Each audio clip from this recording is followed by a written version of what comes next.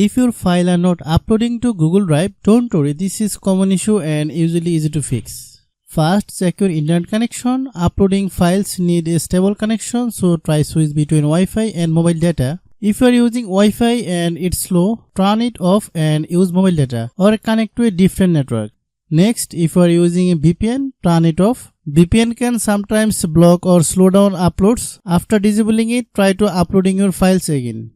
Also, make sure your app is updated to the latest version. Outdated apps can cause error. You can upload from it Play Store or App Store. If the problem still continue, check your storage space in Google Drive. If your storage is full, new file won't upload. Delete some files or free up space if needed. Then long press app icon. Then click app info and click storage use. Click clear data. Then click delete. Finally, restart your phone.